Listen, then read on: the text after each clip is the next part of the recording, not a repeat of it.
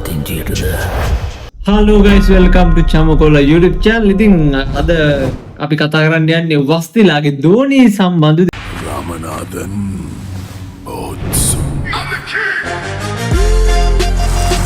මොකද්ද මේ වස්තිලාගේ ධෝනි? ඉතින් ගොඩක් කට්ටිය විවේචනය කරලා තිබ්බා, ගොඩක් කට්ටිය හොඳ කියලා තිබ්බා. ඉතින් හොඳ නරක දෙකම කලවම් වෙච්ච වස්තිලාගේ අලුත්ම වීඩියෝ එක තමයි මේ ධෝනි කියන්නේ. ඉතින් ලැට් එකක් දෙකක් නෙමෙයි ලැට් වලවල් හරි කඩාගෙන කාලා ධෝනි කිව්වන් පස්සේ පොඩක් අර වෙනම කන්සෙප්ට් එකකට යනවා.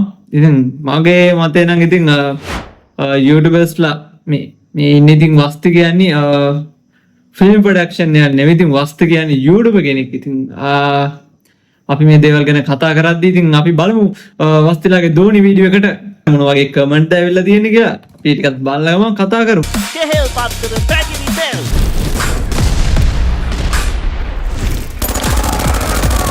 මම ඉතින් කමෙන්ට් වෙනම තෝරලා කියවන්නේ නැහැ. ඉතින් මම පළවෙනි කමෙන්ට් එකේ ඉඳලා කියවන්න.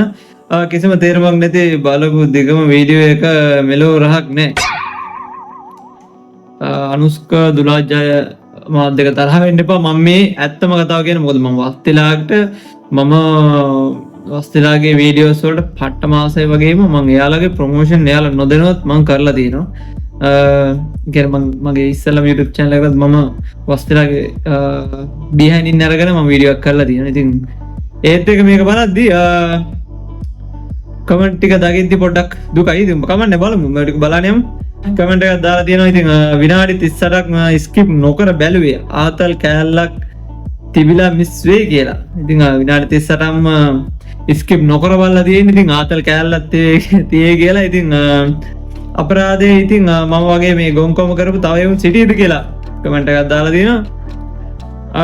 ඉතින් හැමෝම බලන් හිටියේ ඉතින් වස්තිලාගේ ෆනි පැත්ත ගොඩක් වැඩිපුර තියෙයි කියලා. ඉතින් මම හිතනවා වස්තිලා මේක කරේ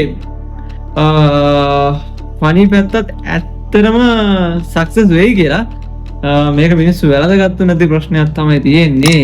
ඇත්තටම මේ දෙයට වස්තිලාගේ පැත්තෙන් ලොකු සාධාරණයක් වෙලා නැහැ කියලාත් මට කියන්න පුළුවන්. මොකද වස්තිලාගේ PX එකක් විදිහට එක පැත්තකින් ඇත්තටම අර ෆනි යාලගේ කැරක්ටර්ස් ටිකෙන් වැඩක් වෙලා නැහැ මට හිතෙනවා එහෙම. ඉතින් ඒකයි මේ වයි කමෙන්ට් ගොඩක් තියෙන. ඉතින් අවුල් කමෙන්ට් තමයි හයි ක්වොලිටි බෙට්ටක් වගේ දන්නේ. ඉතින් කියන කතා තමයි අවංකෝගේ එපා මෙලෝ රහක් නෑ කියලා කියන්නේ උන් ලයික් කරන් ඵලයක්.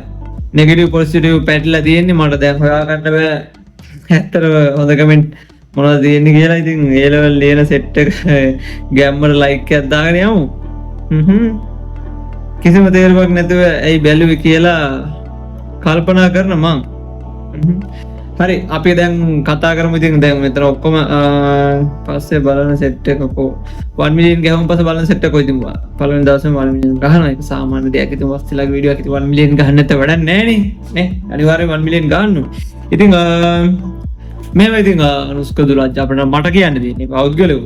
ඉතින් සමස්තයක් විදියට හැමෝම කියන දේවල් ඕගොල්ලන්ට වැඩක් නැතුව ඇති. නමුත් ඕගොල්ලෝ ප්‍රේක්ෂකයෝ කියන දේවල් මගේ මේ වීඩියෝ වැඩක් නැහැ. නමුත් මේ මම කියන්නේ මේ ප්‍රේක්ෂකයෝ කියන දේවල් මම ඊට වඩා දේවල් මේ කට්ටිය බලාපොරොත්තු වෙනවා. මොකද වස්ති කියද්දී ලොකු තැනක තමයි මේ කට්ටිය ලොකු අප් ලෙවල් එකකනේ බලාපොරොත්තු වෙන්නේ. ඉතින් මම හිතනවා ඉදිරියට වස්තිලාගේ හොඳ වීඩියෝස් එයි කියලා. ඉතින් ධෝනි සම්බන්ධව මම අද මේ කතා කරේ වීඩියෝ එක සම්බන්ධව.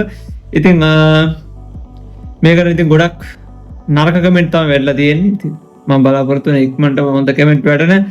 මම හිතනවා වස්තිලා මේක ගොඩක් වියදම් කරලා කරපු වැඩක්. මම හිතනවා අනුස්ක මේ ඕට වඩා මේ අනුස්ක අයියා මම වෙන්න ඕන. මම හිතන්නේ මෙච්චර වියදම් කරන්න ඕනේ නෑ ඕගොල්ලෝ.